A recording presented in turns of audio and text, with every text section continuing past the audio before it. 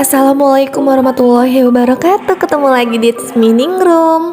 Hai semuanya, apa kabar? Semoga dalam keadaan sehat ya, amin. Akhirnya yang kalian tunggu-tunggu, aku up juga videonya. Yap, di video kali ini sesuai judul, aku mau review pemakaian dari kompor Ekucook, kompor tanam 2 tungku yang harganya affordable banget, di bawah rata-rata ya menurut aku ya. Jadi untuk video unboxing dan reviewnya itu udah aku upload sekitar 4 bulan lalu, yang udah aku review seluruhnya tanpa terkecuali. Kalian kalau mau lebih jelasnya itu di sana ya. Nah, untuk di video kali ini aku mau review untuk si kompor ini dengan pemakaian aku yang udah 9 bulan berlalu. Mungkin kalau untuk kalian yang masih penasaran dan masih ragu untuk pakai kompor tanam, kalian bisa lihat video ini sampai habis. Oke, sambil mereview ini aku mau masak. Jadi aku mau tunjukin sama kalian. Nah, kalian bisa lihat apinya, tapi kalian jangan salpok sama tungkunya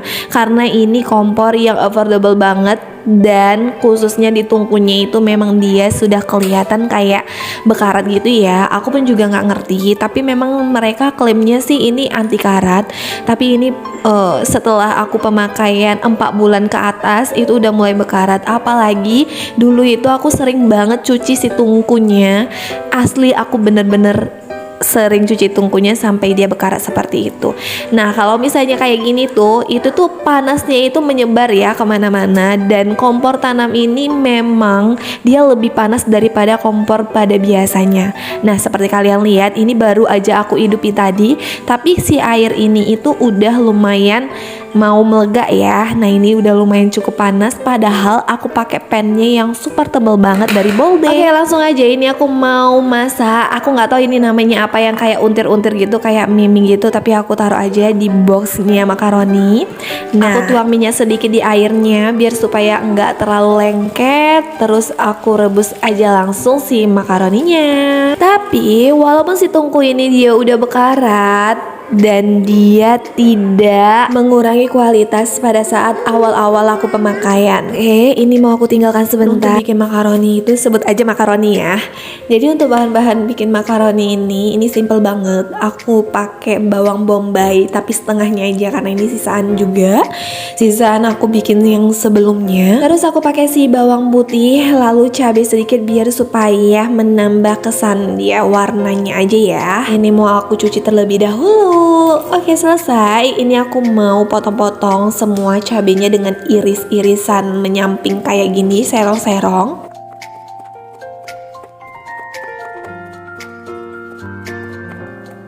Lalu dilanjut dengan si bawang putihnya. Ini mau aku geprek terlebih dahulu, lalu aku cincang-cincang halus ya, kayak gini.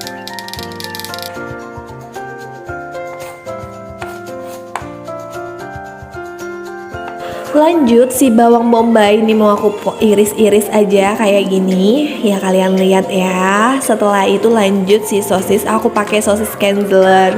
Ini tuh enak banget ya, walaupun nggak punya daging asap atau daging iris-iris gitu, tinggal pakai ini aja itu udah enak banget. Oke, kita balik di cerita si kompor. Nah, si kompor ini tuh akhir-akhir ini kayaknya aku ada ngeliat kayak VT atau IG yang reels itu tuh ada yang kejadian kalau kompornya itu pecah kayak gini. Yang dari aku lihat sih, aku nggak tahu dia pemakaiannya udah berapa lama. Terus dari ceritanya itu dia lagi ungkep ayam ya kalau nggak salah.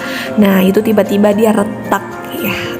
Aku sih juga nggak ngerti ya. Oke, nanti kita bahas lengkap. Ini aku mau tumis si telur dulu. Aku pakai 2 telur karena ini aku mau bikin 2 porsi untuk aku dan suami. Ini mau aku orak-arik. Setelah aku orak-arik, nanti bakalan aku angkat terlebih dahulu biar supaya telurnya itu nggak kisut gitu ya. Jadi dia tetap kelihatan telurnya. Nah, ini aku mau angkat. Lanjut, aku mau tumis si bawang-bawangannya, bawang putih dan bawang bombay ini. Nah, aku tumis sampai dia benar-benar harum. Nah, kalau dia udah bener harum, langsung aja aku masuki si cabe dan si sosis yang aku udah iris-iris tadi. Jadi setiap aku masak pasta kayak gini tuh, entah yang si spaghetti, makaroni atau yang seperti ini tuh, aku tuh resepnya selalu kayak gini ya. Nah, tapi aku juga pakai si bumbu si bolognese. Nah, aku pakai bumbu bolognese dari Delicious. Ini tuh enak banget karena aku nggak ketemu yang La Fonte, tapi penggantinya ini aja. Terus aku tambahi air sedikit, terus aku bumbui lagi pakai gula, garam, terus juga kaldu ayam. Nah, kalau dikira udah mateng, langsung aja dimasuki si pastanya tadi, atau kita bisa masuki dulu si telurnya, atau bisa barengan, itu terserah. Nah, kalau sudah seperti ini itu kita tes rasa, dan kalau sudah oke, masukkan si pastanya lalu matikan apinya. Ini tuh enak banget dipakai buat makan cemilan di malam hari atau untuk di pagi hari, karena suami aku juga suka dan aku pun juga suka. Jangan lupa di recook ya. Oke, setelah yang ini udah selesai, aku mau lanjut. Setelah kalian lihat, ini aku pakai dua tungku, dan ini bener-bener aku pakai kompor ini, aku pakai setiap harinya. Aku nggak pakai kompor cadangan atau yang gimana. Dan kalau kalian masih ragu beli kompor ini, kalian harus nonton video aku sampai habis, karena aku mau kasih penjelasannya yang lugas dan supaya kompor ini itu tetap aman, nyaman dipakai.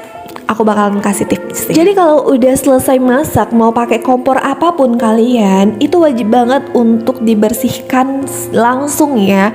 Jangan tunggu nantilah. Nah, itu yang bikin kompor kalian itu tidak awet. Mau kalian pakai kompor semurah apapun atau kalian mau pakai kompor semahal apapun, kalau cara pembersihan kalian atau cara perawatan kalian itu tidak benar, maka kompor itu nggak akan tahan lama. Nah, kayak ini tuh aku sering banget angkat si tungku yang paling atas ini, terus aku bersihkan juga si tungku ini. Kadang-kadang kalau dia terlalu berminyak, aku cuci pakai sabun cuci piring. Nah, itu kalian lihat ya, ada noda di kain lapnya. Nah, itu tuh bisa mengundang karat di bagian stainless yang putih itu, dan kalian tuh harus wajib banget bersihkan dia. Nah, kayak gini, ini padahal itu setiap masak, hampir setiap hari itu aku bersihkan untuk si bagian ini. Tapi kan kalau misalnya udah dibersihkan, dia enggak yang terlalu cepat jorok, tapi ya minimal 2 hari sekali atau 3 hari sekali kalian wajib banget dibersihkan yang bagian si putih ini, atau kalian harus wajib banget angkat-angkat dia. Nah, untuk cara perawatan kompor tanam yang aku ketahui ya, itu jangan banyak banget menggunakan air, cukup dengan cairan pembersih kaca, karena si kompor ini tuh terbuat dari kaca kan. Nah, itu kalian tinggal gunakan si semprotan kaca ini, bisa dari Mr. Muscle atau yang merek lainnya, atau Celing juga itu bisa. Kalian pakai aja, tapi kalau misalnya dia lebih berminyak, kalian harus pakai sabun. Nah, ini untuk dia burn yang paling kecil itu lumayan cukup ya. Ada noda. Itu tuh kalau misalnya mau dibersihkan, tinggal pakai kuas kecil biar supaya nodanya itu keluar. Nah, kalian bisa lihat itu bagian tungkunya lumayan berkarat. Nah, ini dia bagian bawah yang kalian tanya lubang kompor itu sebesar apa. Nah, lubangnya itu sebesar ini, aku tanpa dudukan sama sekali. Jadi ini memang gak ada dudukannya sama sekali, ya asli bolong petak seperti itu. Tapi jangan khawatir, ini aman ya, dan ini tuh udah diukur sama tukangnya waktu bagian pemasangan kemarin. Nah, kalau kalian tanya ini pakai baterai atau pakai listrik, ini sama sekali nggak pakai baterai. Jadi pemakaiannya seperti kompor biasanya atau kompor duduk biasa. Nah, ini tuh tinggal dipasang aja selang regulatornya di bagian yang udah ditentukan. Jadi untuk perawatannya itu, yang pertama kalian harus sering-sering membersihkan. Yang kedua, jangan pernah taruh wajan atau panci panas di bagian kacanya, karena itu bakalan bikin resiko dia cepat cepat pecah. Ketiga, kalau kalian membersihkan itu jangan bersihkan pakai benda tajam atau jangan pakai sabut yang kawat. Kalian cukup bersihkan pakai kain yang lembut kayak aku pakai tadi. Itu aku beli di Shopee, harganya Rp1.000. Kalian tinggal pakai itu aja, itu udah cukup bersih. Keempat, beban masak. Beban masak itu nggak boleh lebih dari 10 kg atau 20 kg, dan dia itu nggak boleh lebih dari pemakaiannya 5 jam sehari secara terus menerus. Jadi kalau misalnya kalian mau masak lontong yang waktunya itu lumayan cukup lama, kalian masak aja di kompor biasa, jangan pakai kompor tanam ya.